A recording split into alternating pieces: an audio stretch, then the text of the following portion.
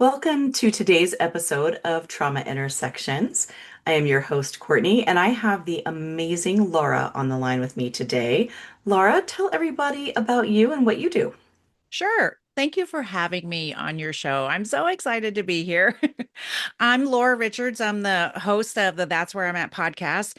And I speak on I speak about, I have women on the show. I just talk to women in midlife, but I had women on the show who talk about things that society has told us not to talk about.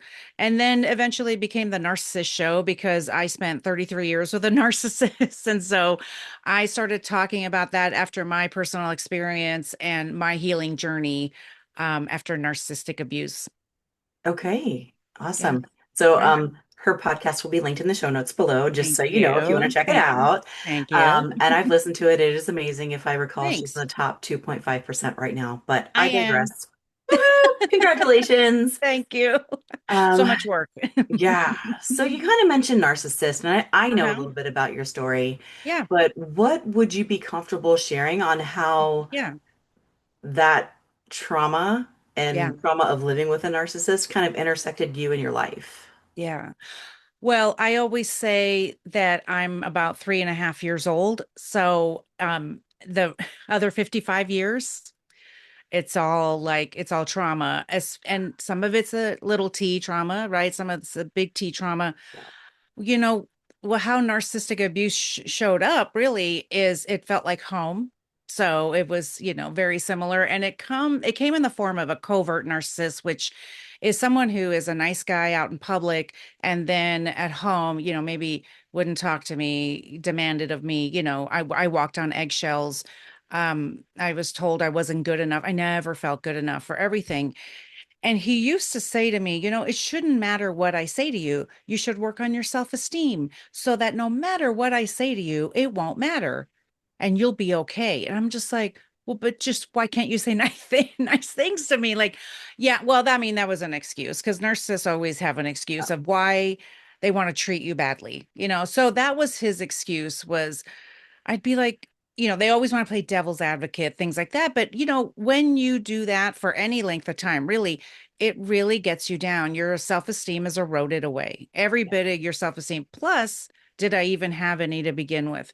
Who knows? I always sought external validation and oh look, a boy, really, because we got married so young, a boy loves me, so this is it, this will heal whatever needs to be healed inside of me.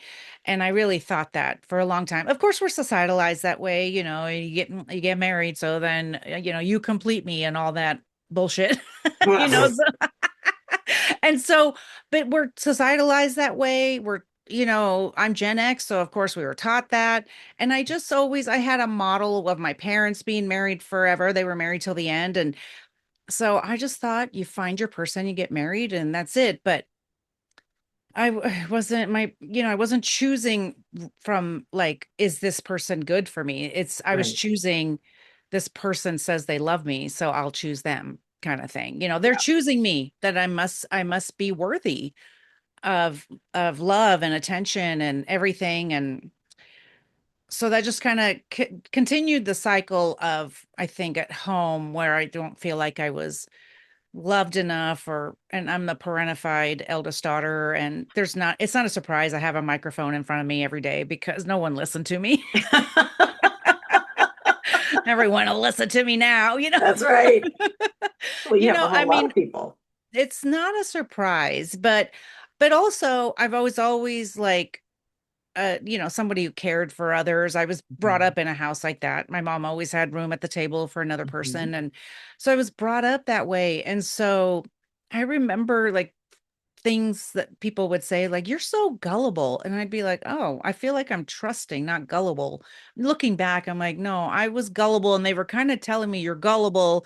Let's see how we can take advantage of you. Because so many people did, because I thought everyone was good-hearted like me. They were not. No. They find the good-hearted people and then sometimes take advantage of them. And that really breaks my heart. But I didn't have boundaries. I didn't have anything like that. I wasn't taught any of those things. Like women with boundaries are bitches. And so I never learned any of that stuff. team bitch here because I have boundaries. Yes, So yeah. exactly. Me too. I mean, it's like you only call me a bitch or think I'm a bitch because you're benefiting from me not having boundaries. And Yes. I no longer cater to comforting other people that way. It's Um, not my job. If you're offended by me, if you're whatever, it's not my job to manage that part of you. That's right. not my job. That's your part. Like, are you offended by something I say? Okay, well, I mean, that's not my problem. I don't go around this world, and this is a very much a trauma thing that I'm trauma response thing I'm about to say. I don't go around this world like hurting people, things like that. Because I think when people hear that, too bad, I'll do whatever I want. Right. That's not what I mean. And you Right. know that, right? Yeah. And so, I mean, I'm a caring person. I think of others and that, but it's not my problem that No. you're offended. It's not my problem of whatever. I had somebody commenting on my stuff today. You post too much. You have a thumb, scroll away. Like, what's wrong? Like, this is not my problem.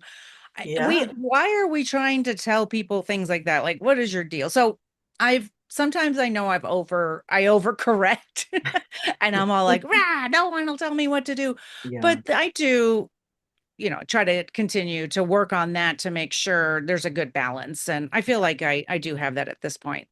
That's awesome because a lot of times when we've been through experiences like that, and you already mentioned like you came through a childhood that Yeah. wasn't boundary friendly. Right. Um, Yes, and exactly. so going from having no real established boundaries because you just couldn't or they were kicked in Yeah. to now having boundaries because you have found that value in yourself. Right. What does that Yeah. feel like?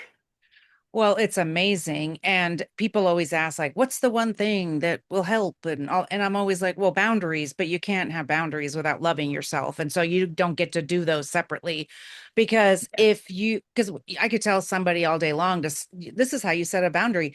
If they don't love themselves to Mhm. think they should even set boundaries or that they're Yeah. worthy of boundaries or Yes. worthy of saying no when usually they say yes, Mhm. like, oh my gosh, somebody will get mad at me. I have to also then, when I'm working with women, and this is what I had to do for me, is like, I have to like go figure out how do you like yourself? Because I didn't get that. I didn't understand how people were walking around with joy. I was literally like, you're allowed to do that. I thought things had to happen for you to have joy. But then, of course, I was in abuse. So I didn't know. And so what I say is I ran after my healing, after my divorce, because I had heard it from my family. I had heard it that I was difficult, my ex for sure. And I was like, am I a terrible person? So let me go figure out that. And as I was learning to love myself, I learned how to set boundaries. And that's like, it's life changing, like Yes. completely life changing. Like that's why I say I'm 3.5 years old. I'm like, that old Laura doesn't exist anymore. She's dead. Like she does not exist. Yeah. And so when I'm talking to women who are like, I want to get back to who I was, I'm like, why do you want to go back to her? She was a spineless jellyfish who let everybody walk all over her. We don't go back there. No. No. No, we chuck her back in the ocean. Go back. Yeah. I'm Yeah. like, God, we go forward. There's so much to like this exciting new future. We can do whatever we want, right? We can be whoever we want. And I didn't want to hear that from my healthy friends who are like, oh, you get to choose and you get to live and you get to like figure it out. And I'm like, shut up. Like, I'm just broken over here. Yes. But they were trying to, give me the silver lining. And it has been a silver lining. This was not my childhood dream, is to be a podcaster about abuse. That was not my childhood dream. Really? But I know. But we get where we need to go and where we feel called. And I know, like in my heart and my soul, I love doing this work. And so it's not a surprise I'm here. Yeah. So And one of the things that I had to learn, and I think you probably did too, is when we set boundaries and people get mad about it, like, oh, you post too much. I do not care what you think. yeah, yeah. We have to detach from another person's emotions. It is not my responsibility to make you comfortable. Yeah, It is. it's hard, right? If you've been a Yeah. people pleaser, I don't even say I'm Yes. a recovering people pleaser. I don't people please at all anymore. I Mm-mm. used to be a people pleaser. It's hard. And and have you experienced like when you were learning to set boundaries and whatever you do, like that people start losing you? Oh I have yeah. I have decided not to say that I lose them. They start Mhm. losing me because they don't enjoy being around me because they probably benefited from Yes. my lack of boundaries or the way they were able to treat me. And I think when it came to family, they could only see me like 12 years old. I would always say that to my dad. I'm like, you treat me like I'm 12, like I'm 59 years old. I mean, it's like, and not 12. And that's something that they were working on, not working on, Mhm. sorry. It makes it sound like they worked on anything. And that's what they were dealing with is like they Yes. saw me as 12. And that's the way I felt around it too, Mhm. right? So I was just like I'm estranged from my family and I've lost friends along the way. Well, they lost me because I'm still here, but they left. Right. And narrowing down who has access to you Yeah, is that's really good. something that really shows you people's true colors, Hmm. right? It really shows you who is really your friend, who is really in your corner. Now, Yes. some people, they're just aloof, Hmm. but if you call them 6 months down the road, they're like, yeah, I Yeah. got you. Where are you? I'm coming. Yes. So like, I don't want to say that everybody who doesn't honor a Yeah. boundary, because some people are just aloof. That's just the nature of human Yeah. beings. But for Right. people who have had regular access to you, who, Yes. when you set that boundary, are now butthurt and okay, well, I guess we're not going to hang out. Okay, bye, Felicia. Get the hell out of my face. Yeah. We weren't the only reason we were hanging out previously is because you found benefit in something I did, whether not, Exactly. and it's not necessarily like financial benefit or something like that. It could Hmm. be the emotional load you're carrying for them. And that's a really good point because it doesn't have to be anything like that, financial or anything like that. I can Mhm. think of, my best friend, she's no longer my best friend, and I set a really big boundary with her, Mhm. and I was carrying that emotional load. And I really, once I started healing, this was after my divorce. Once I started healing, I was like, oh, she's toxic too, because, we have patterns and everything Yeah. looked the same. I was like, oh, okay. So I was still going to therapy, and my therapist was like, are you compromising yourself to be in that friendship? And I'm like, yeah. And I was almost like, but that I'm okay with that. It's fine. But no, it wasn't fine. I Yes. really did. I mean, I just like I sound like I didn't do any work because I was literally like talking to myself like, no, it's okay. Because when it's good, it's good. When it's bad, it's bad. It's And like, oh, yeah. that sounds like my marriage. And it made me really sad. So I didn't have to do anything with everybody else who left my life. Mhm. With her, I had to literally, and this is not even really, this is not how you do boundaries. I told her what to Yeah. do. That's not a boundary. A boundary is what I gonna do. But I told her, if you do this, our friendship ends immediately. And she's like, is that a threat? That's how much I never set a boundary with her. She saw it as a threat. She didn't even say, is that a boundary? No, she said, is that a threat? And I said, that's a boundary. And she Mhm. was like, I would never do anything to hurt you. Okay. And so like 2 weeks later, I found out she did the thing and I didn't have to do anything. What did I say I would do? Our friendship ended immediately. That was Yeah. it. And I got a text saying, I respect your boundaries. No, you don't because you crossed them. You know what I mean? Like, so Yeah. they're trying to put it back onto you. Toxic people will be like, Yes. you're hurting me with those boundaries. You're hurting me. Some of them won't say that, but she did. Mhm. She said the quiet part out loud. And I was like, no, you don't. No, you don't respect me. Mm-mm. I wasn't going to give it to her. I'm like, you can say whatever you want. No, you Yeah. don't. Because you're not responsible for how she feels. Yeah. And I think a lot of us, especially those of us who have been abused by narcissists and tolerated that mistreatment for Yeah. so long, Yeah. that's such an ingrained pattern, It is. and it's so hard to unlearn. And when you have been beaten down that much, either verbally, mind manipulated, gaslit, all the Yeah. things, Yeah. you truly do become a shell of a person because your entire existence is so fragile based on Yeah. the move of a hair Oh, of that seriously. person, That right? is that is such a good way to put it. Like there's nothing like you try to figure it out. Like I was so Hmm. hyper aware. Yes. Once I got divorced, I never slept so much in my life. Now, was it a little bit of sad girl naps? Yes, but Yeah. also I didn't realize I was so hyper aware and on Mhm. such high alert. My body Yeah. was like, I need to regulate. Well, Let's yeah. You were I need stuck to in flight, essentially. You were stuck and in, I was in yeah. freeze and Okay. fawn. Like I was Okay. living in freeze and fawn. I didn't care. So that's really where I was the shell of a person Yeah. was really freeze. I couldn't do anything. I barely could get out until one day I was like, yeah, I'm done. And then we started divorce proceedings. I mean, it's a longer story than that. We can talk about it if you want, but um, but I even walked in the bedroom was like, I can't believe I said that I was done. Oh my God. And also I said, this is I mean, it's only 2 seconds after I said it was, I hope he doesn't get mad at me. That's what I was worried about because I didn't know I was in abuse. I know that's so hard for people who haven't been in abuse. I Yes. didn't know I was in abuse until after, and I started healing and Mhm. started unraveling my life. And then I started to understand what had happened to me. Because my brain, I'm college educated and all that. It didn't matter. My brain was mush.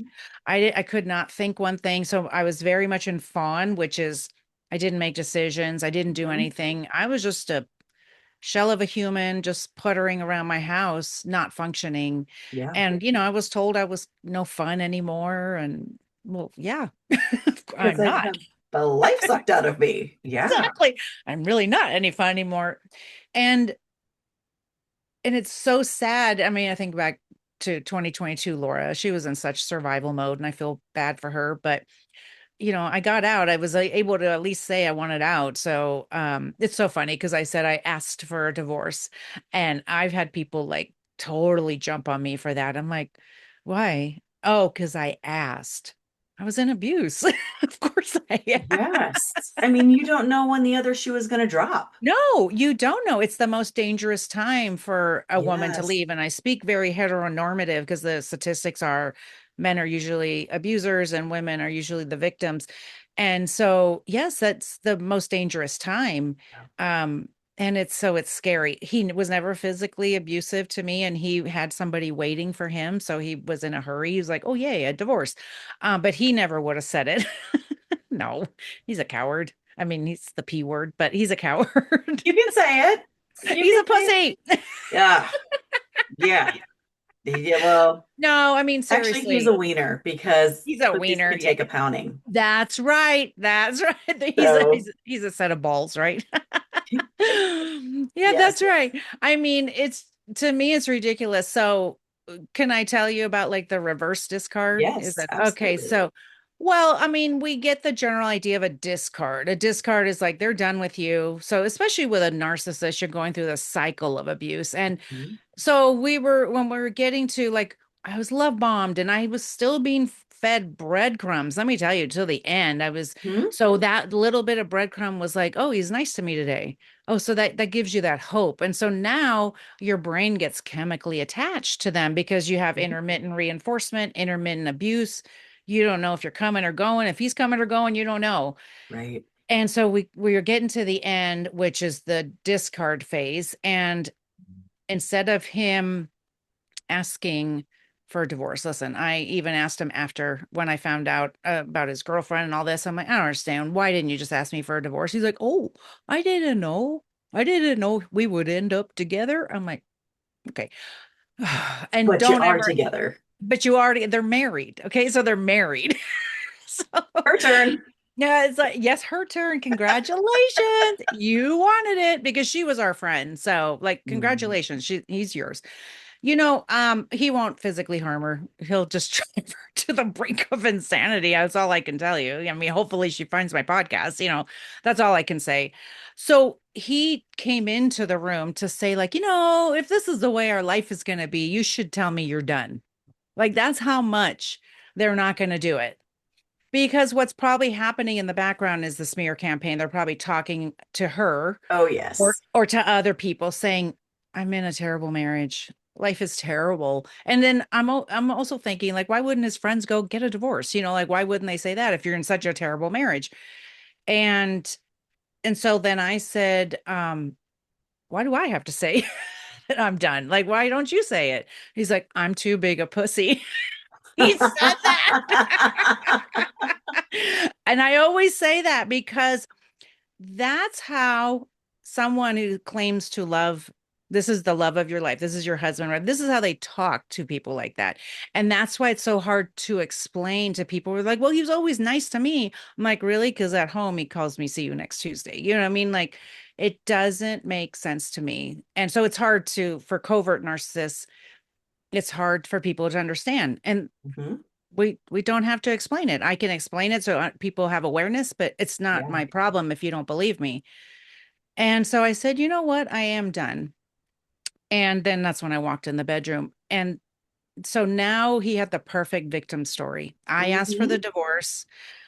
And, he said, Laura gave up on the marriage. I know all of this because he told our grown kids this. Your mom gave up on Uh, the marriage. And my kids were like, whatever helps you sleep at night, Dad. Mom's been in therapy for you, over you for years. yeah. Thank God for self-aware children. And they wouldn't let him talk about me that way. They're like, Mom's been in therapy for years. And then when he brought the girlfriend around, his friend, they were like, they told me all this after the fact because I didn't know any of this was going on. They said, what are you doing, Dad? And he's like, oh, she's just helping me heal. Uh-huh. And then one of the kids was like, I think this is the woman Mom's been crying about in therapy and with Dad and whatever. And then they all figured out it was. So they started calling him out on it. But he's like, why can't you be happy for me? I was in such a terrible marriage with your mother. I'm like, whatever. Oh my God. I They don't just have, understand that. Like, what? well, they have to be the victim. They have Of to. course, yeah. But like Yeah. logically, it makes no sense. Like, why can't you No. be happy for me? I found someone new. Yes, exactly. Did you end up hanging in longer because of your kids? I didn't at Okay. all. And I have been asked that before and I didn't. Okay.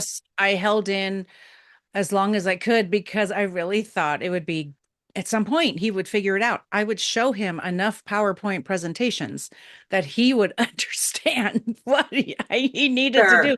One day, look, stop abusing me in this way and he would Mhm. go, "Ah, I didn't realize." And that's that was just my delusion, the hope. Of course, I lived off of hope and breadcrumbs. And if you are living off of hope and breadcrumbs, you'll starve to death. Yes. And once I realized that, even without, I think it was like an instinct because I didn't know anything about narcissistic abuse. I just started to Mhm. hear like gaslighting, and Yes. then the algorithm started feeding me stuff. But I was just like, I don't care anymore. Like, I can't do Mhm. this anymore. I won't survive this. Yes. And he won't have to do anything. I won't survive this. And so many women get to this point. I don't know if like divorce was just not on my radar. It just wasn't. And now that I think back to the way we talked in our marriage, we were always like, no, divorce is not an option. Like we would say that to each other. And w- um, I'm trustworthy and he's trustworthy. And I just think now is like it was all part of the brainwashing so that when he did stuff, which he was doing, because I was crying about this woman for 7 years, rightfully so, because they're married, I would say, like, I think, you guys are acting like way too flirty and whatever. He said, oh, nothing's going on. You can trust me. Well, this was the narrative we always had. I'm Mhm. trustworthy. He's trustworthy. And that was part of it, right? And these are things Mhm. I'm still unraveling as I'm hearing things. Like if I hear something like trustworthy, I'm like, wait a second. That was like a theme of my marriage. And they Yes. they do that, right? So that you can go, oh no, they're trustworthy. But do you have Mhm. evidence for that? I didn't have evidence for that. It was a problem all the time. Now she wasn't the only one. Oh She no. What? no, no. Why? Would she be? But there was another one that I wanted to divorce him over, and we actually went to therapy. And then after therapy, I got in trouble because I brought up that I would divorce him over this woman. So I got in trouble. I got screamed at the whole way home for bringing it up and embarrassing him. And why don't you ever bring things up to me? And I'm like, I have said this 7,000 times to you, but and so my job was always to fix it. And Hmm. look, that comes from being the oldest, that comes from also society. And also, I wasn't going to walk out of my marriage without trying. That's what I was going to do. But there's only so long you can do that. Right. Like, you got to have two willing participants, and I did not have that. Yes. And you and I have spoken before. I know a little bit of your story. Did any of your faith background play a part in any of this? Yeah. Yeah. Well, yeah, I mean, I was in the church until a few years ago. And so, Okay. yes, I stayed and prayed as we do in the church, stay and pray forever and ever because God hates divorce. And it's like no one explains that scripture. It's way bigger than that. And Yes. so, those kinds of things keep women stuck. And then if you bring something up, especially if I didn't know I was in abuse, but there is coercive control happening, right? Hmm. I was always like checking my phone. I was like, I got to go home because he's expecting me home. Those kinds of things. That's part of the coercive control, but you learn how to kind of hide it. Well, Hmm. I just need, yeah, the kids are there. Yeah, I got to get home. But no, he was like, when are you going to be home? When are you going to be home? When are you going to be home? For what? I'd walk in the door, he'd be asleep. Like, for what? What do you need me there for? But Hmm. it's that coercive control that you Yes. don't see. And so that kind of stuff was like, well, try to follow along with what he needs and Hmm. give him more sex and all these things and stay and pray forever.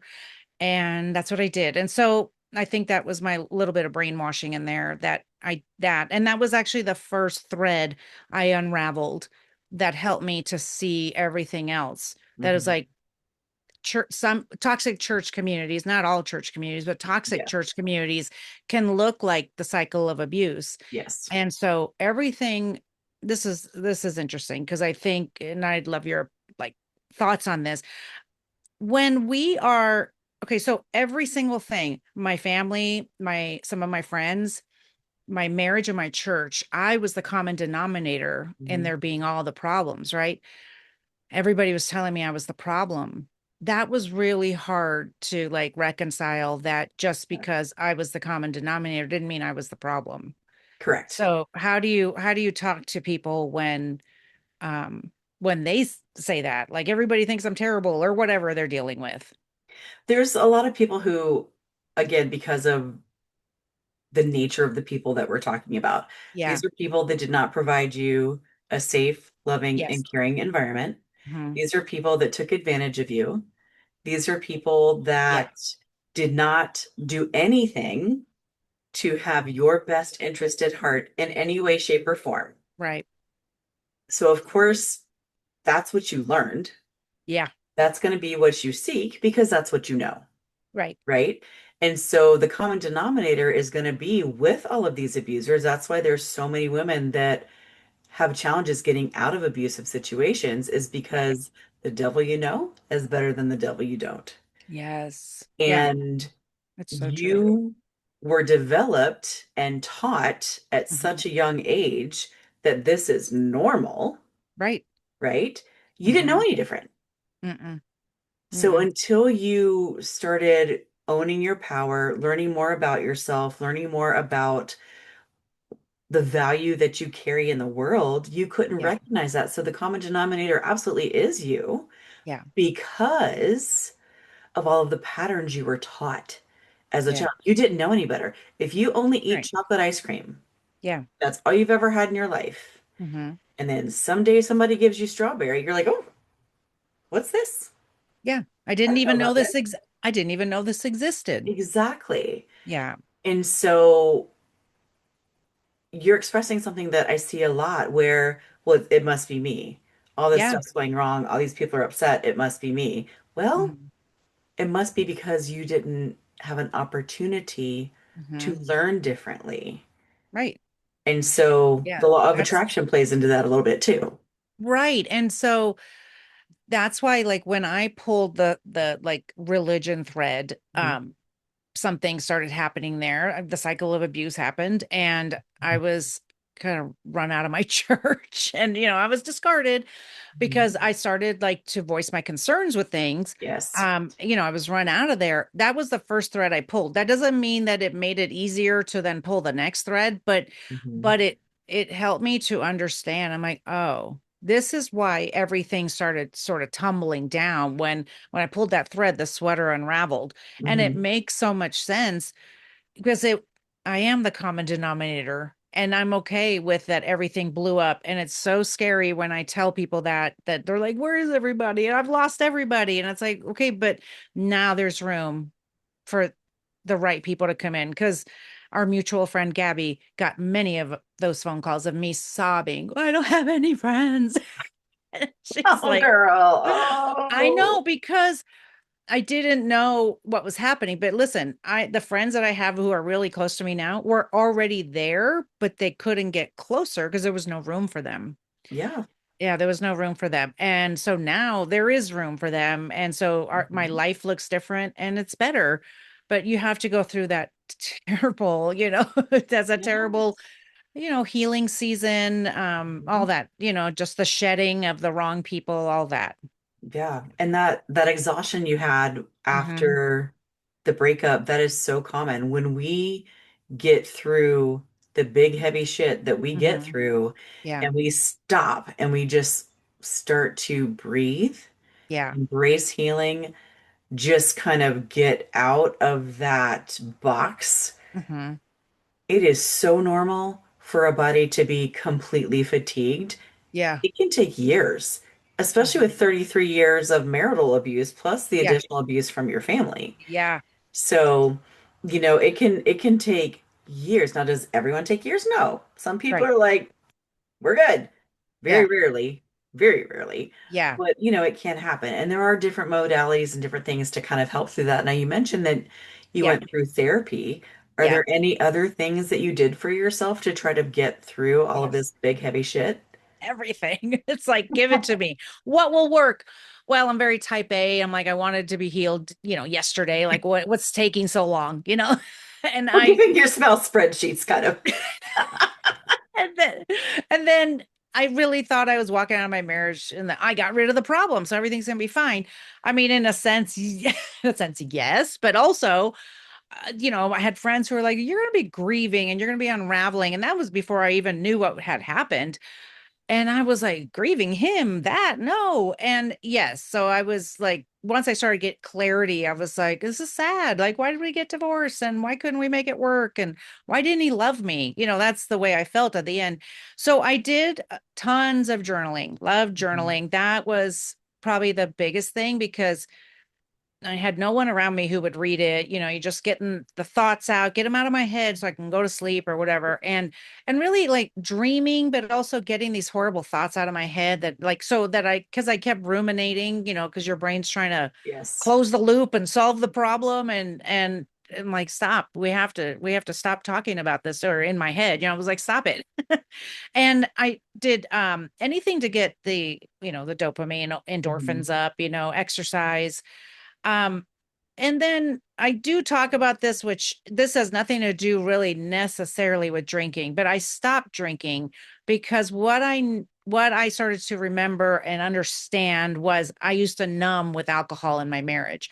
And so when I was still drinking after, I'd be like, oh, I'm cooking dinner. Let me have a glass of wine. Well, that's what I did. And one day I was like, why am I doing this? And I don't like the way I feel. Once you get clarity, I was like, I don't like the way I feel. So I stopped drinking. It doesn't mean I don't ever drink, but I don't do it as a everyday thing because Mhm. I come, his family and my family have alcoholism in it. So it's like everybody was drinking all the time, no matter what day or time it was, it's like, it's time to drink. And so it was very normalized. Okay. And it is kind of, it's societalized that way, right? But nobody would think twice if I was cooking dinner with a glass of wine. Nobody would look at me funny at all. Mhm. But what I learned was listening to my body. What does my body need? Yes. And so what did it need? Do I need to talk to somebody, even a friend? Do I just need to go for a walk? I would Mhm. just go to the park and walk around. Do I need to just like like go out in nature and look at the flowers and whatever, Mhm. anything that I felt would be good. And then those were the really beginning stages that was really hard. And so I've tried tons of things, hypnosis, meditation, really anything that is good for your body, right? And then if you try it and you don't like it, well, like my therapist said, there's plenty of time for Netflix and wine, but that's not going to get you where you want to go. And Yes. she said, like, you don't have a goal to be here, you have a goal to be there. And so think about that. Now, so I do believe in relaxing and all that and resting, because we need to rest. But to do that all the time and say, well, I was abused and this is how I'm going to reset my life, it wasn't doing it for me. Hmm. So And I had that, to have some goals. Yeah. yeah, and that's super common. And that's one of the things that Yeah. I like. I won't work with someone if they don't have what is your ultimate goal of working with me Yeah. is, and if it's just to get through the big heavy shit from today, cool. Yes. Okay. If it's, I want to work through this thing that happened and can Hmm. we always find meaning in it? No. Right. Right? But can Right. we take the weight off, take stones out of the bag so that you can walk a little taller and move Love through that. life a little easier? Yeah, absolutely, we can do that. I love that. Yeah. It You makes know, sense. Yeah. And but and so if they don't know what they want, can you like, kind of like guide them somewhere yes, or yes, I okay. Yeah. can, but they have to be ready to put in the work. Okay. Yeah. For sure. So I'm one of I know there's a lot of counselors and practitioners who will let you just come in and have a bitch session Yeah. repeatedly. We ain't Yeah. doing that. I'm not going to hear No. you bitch about the same thing 5 times. We're going to stop Yeah. bitching and take action. And Yeah. if you're not ready to take action, I'm not your girl. Yeah. And that's for me, that's who I was, who I Mhm. am really. It's Yeah. like, yes, I will, maybe I'll start processing something with a Mhm. friend, but then I'm like, I need to do something. Like, how do I, because then you find yourself in that loop. And Yes. and also when I talk to women, when I'm coaching women, sometimes they come to me, it's like they're still centering their Hmm. abuser. And it's like, we're not gonna focus on him because we can't change him. So let's Right. start figuring out, what do you want? Yes. And sometimes that means leaving the marriage. I'm not pro divorce, I am pro leaving abuse. And so if that means you have to Hmm. get a divorce to get there, then that's the way it is. And Hmm. I've had women tell me that they've seen my stuff, they've heard my stuff, and I gave them the courage to leave. Thank God. Listen, for all the people who told me to be quiet, like sat me down and said, do not talk about this. Do not call it abuse. Do not talk about your ex that way. I want to throw up both fingers, throw both middle fingers, because Yeah. when I get messages like that, that's why I do it. It's that they're Hmm. leaving abuse. That's why I do this. Like, Yes. you don't stay as long as I did. Like, figure it out sooner. Yes. I Yes. did the work, so that you can, like, I ran so you can fly, or whatever, I Yeah. walk so you can run, all those things. Yeah. And you mentioned there wasn't physical abuse, it was more of the mental Yes. abuse. But Yeah. there's shit like financial abuse where people All of it. withhold Yeah. money, withhold Yeah. access to things, withhold. So it's not just one thing, and it can be It's not. any or all. Right. And I love that you're empowering women through sharing your story, that you can do big, hard things and Yes. you can come out on the other side. And Yeah. yeah, it's a lot of work. It's a lot of Yes. work, but It you is. can come out on the other side and work through healing. Mhm. So And I think that's beautiful. well, thank you. And the thing is, it's like, I told my story. So then and then down the road, 3.5 years later, I get connected with you. Right. And Mhm. so I just think that we wouldn't have met if I didn't tell my story, and Yes. then going down the whole road, right? And Gabby, our friend Gabby, always says, like, someone is one story away from changing their life. And so that's why she's big on podcasting, and why we both have podcasts. Yes. But it's so true, because we tell one story and people literally say, like, "Oh, okay, it looks like you're doing okay. I have hope." And it's like, right, Yes. that's what I want. Because if I wouldn't have shared my story, then they wouldn't have known. Right. And so I encourage people to tell their story, but I'm like, you do not have to do it on a podcast. You do not have to write a book or whatever, but maybe it's telling your best friend why you got a divorce or something like Mhm. that. Like, I don't know if you know, but the real reason we got divorced is this. Cause maybe, some people want to keep it private, but also I think that's part of the shame that some Yeah. of us, especially Gen X was like, here's your shame. Like, welcome to the world. Here's your shame. Put it in your backpack. Put it in You your know. backpack. Okay, you will carry this forever unless Hmm. you decide to put it down. So, one of the things we know is shame is broken when you talk about your stories. When you bring, these stories to the light, shame is broken. Yes. It's all it takes. I've seen like people just like, oh, Yeah. finally I can talk about it, or you're okay, and they commiserate, and it's like, look, we don't want to talk, yay, abuse. But wait, but I I've heard your story and you've heard Mhm. mine, and there's hope, and that's all I Yeah. want. And there's power in being heard Yeah. For yes, for sure. and power in being seen. And when Yeah. you receive someone's story, you Yes. see them and Mhm. you hear them. And for people who have had a similar journey, you understand them. And that's one of the biggest human desires is to be seen, heard, and Yeah. understood. Yeah. And if your podcast or my podcast or somebody talking to their best friend or Yeah. what have you can do that, Yeah. that can change an entire person's experience. Everything. It's so life-changing, and you don't think it would be. Like me, just the first thing I did was put up petty videos before this ever formed into a podcast. I was fully petty. Laura had 55 years of, oh no. Because the first 3 months, like before I found out about the lies and betrayals and he had a girlfriend and all this, was I was just really, oh no, everything's good. And you can even see in my early videos, I was still trying to be careful what I said about him. That first video after I found out, no, I was like guns blazing. And what happened was, it was a very simple video. I didn't call him out exactly, like I never say his name. Um, I had so many comments, and I had so many DMs, not from strangers, because this was only on my personal Facebook, of people saying like, Laura, I was in abuse. My first marriage was abusive. Did you know that? I'm like, no, why would I know that? Because we don't talk about things like that. And that's Mhm. why I started to talk about things that society tells us not to talk about. Mhm. So we've talked about grief, all kinds of abuse, every kind of abuse you can think of, because especially with abuse, like you're like, no, don't talk about it. And Mhm. then also grief. I've had some women talking about grief, like their husband or their whatever had their parent. I had my one friend, she's had multiple family members die. And it's like, and we're not going to stop talking about it. That's Mhm. traumatizing. Yes.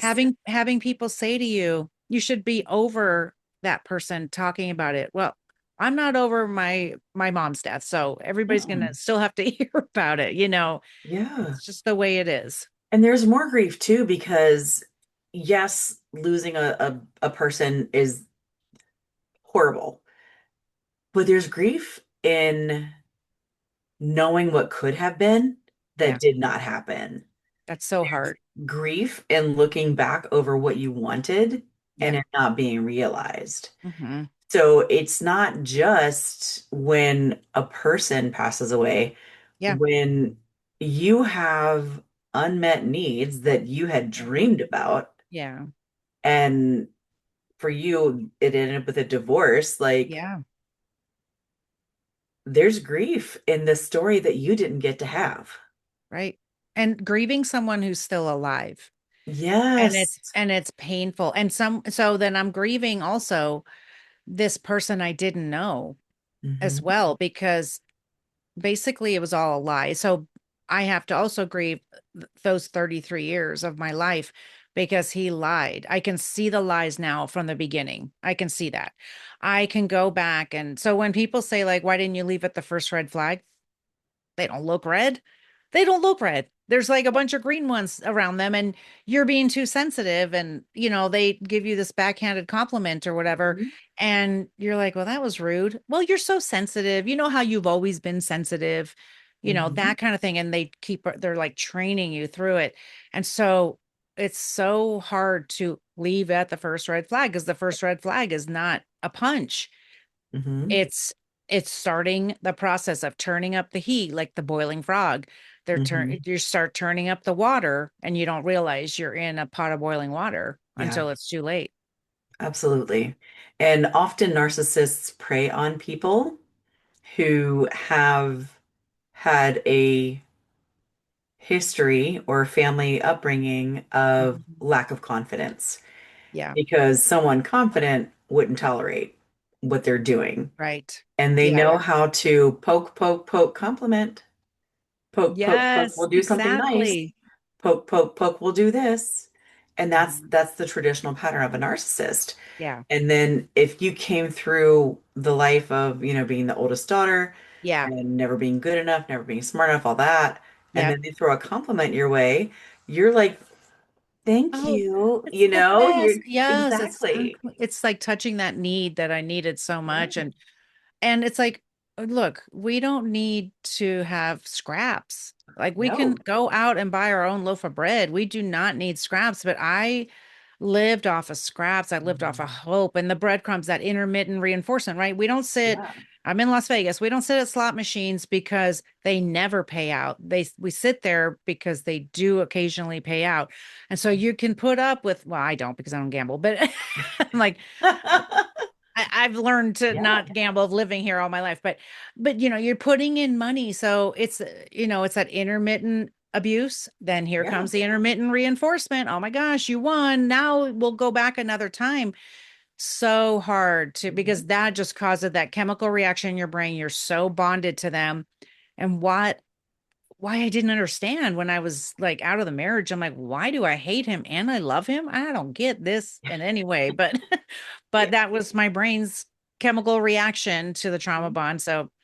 So that one is the hardest I felt like to get over, but but that one yeah, that's the hardest one too when I'm coaching women. They are like, "But what if he does something?" Or they tell me what he's doing on social media. I'm like, "You were not supposed to be watching him."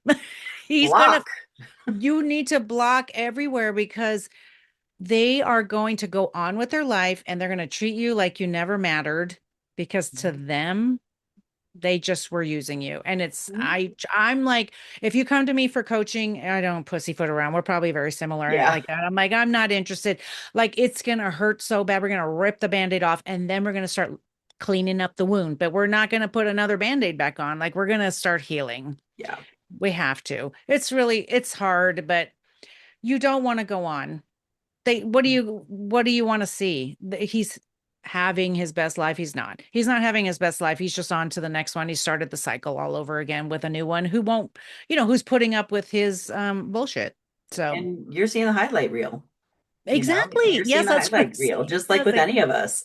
Like, Yes. there's a video that I'll share at some point of me dancing, Hmm. ironically in Las Vegas, um, with a glow thing around my head. Yeah. Like, I am very pale and don't have a whole lot of rhythm. Does not matter. I was having Right. a gay old time. Yes, And exactly. one of the things that I encourage my clients to do, because trauma is so hard, it's so impactful, Yeah. is to find joy. Yeah. Work to find joy again in your life. There's a big difference between, oh, I'm happy, but are you Yes. joyful? Yes. You Hmm. know?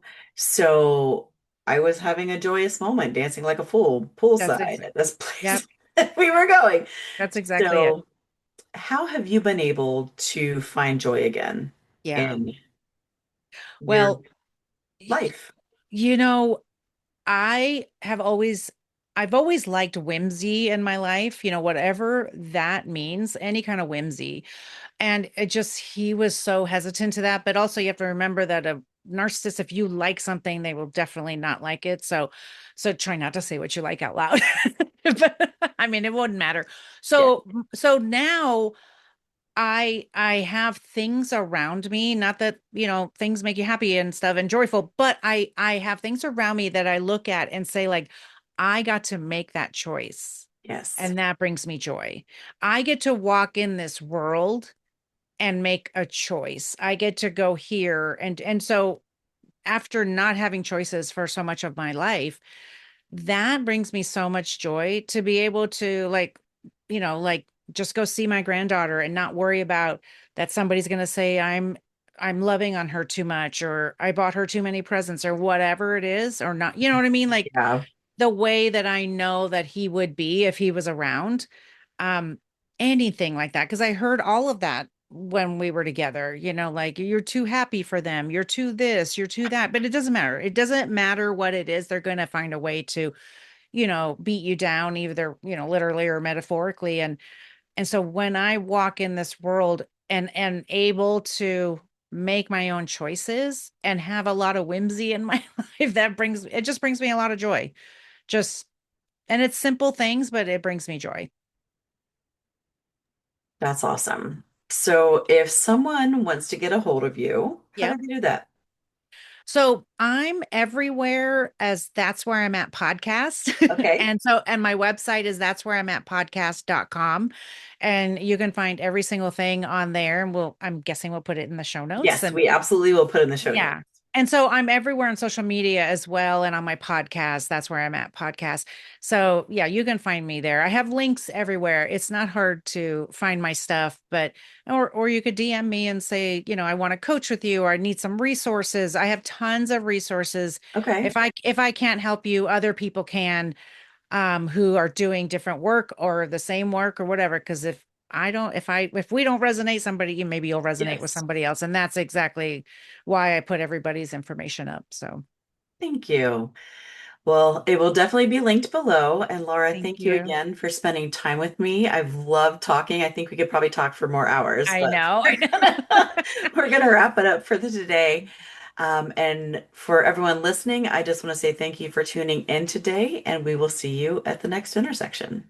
Thank you.